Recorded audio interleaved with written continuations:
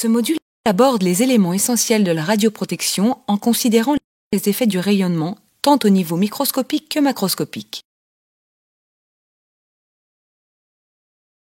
À la fin de ce module, vous apprécierez l'histoire de la radiographie de diagnostic. Vous comprendrez mieux l'évolution de la radiographie et la découverte des possibles effets nocifs associés au rayonnement ionisant. Vous comprendrez également mieux les effets nocifs des rayonnements ionisants au niveau cellulaire. Vous serez capable de décrire les moyens de réduction de dose, de définir la dosimétrie des rayonnements et les différentes méthodes de mesure de dose de rayonnement, d'expliquer les concepts de la radioprotection et de discuter l'utilisation de la radiographie dans des domaines exigeant une justification. L'histoire de la radiographie commence avec cet homme, Wilhelm Conrad Röntgen. En 1895, il travaille dans son laboratoire de Würzburg, en Allemagne, et étudie le passage des rayons cathodiques dans un tube en verre sous vide soumis à une haute tension. Les rayons cathodiques ont par la suite été identifiés par Thomson en 1897 comme étant un flux d'électrons. Ce phénomène avait été préalablement découvert par William Crookes, un physicien anglais. L'appareil que Röntgen utilisait était donc connu sous le nom de tube de Crookes.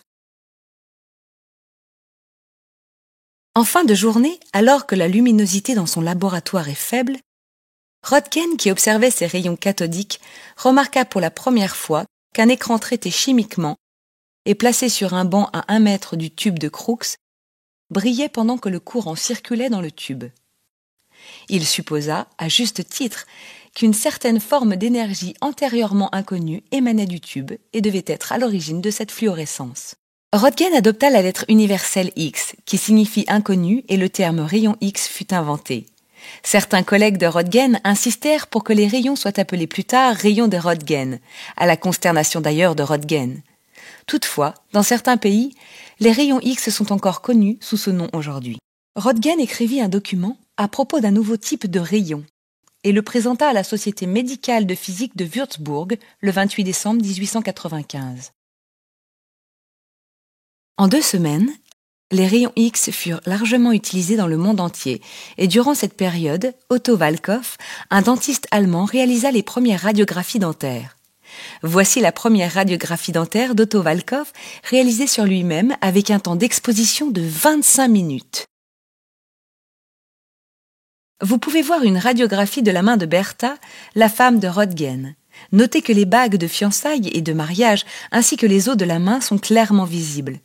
Il est intéressant de noter que la convention pour l'impression des images radiologiques a changé depuis ce premier exemple.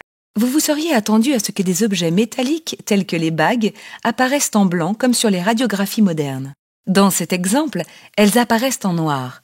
C'est probablement parce que l'éditeur a supposé que l'image fournie était un négatif et l'a donc imprimée comme image positive.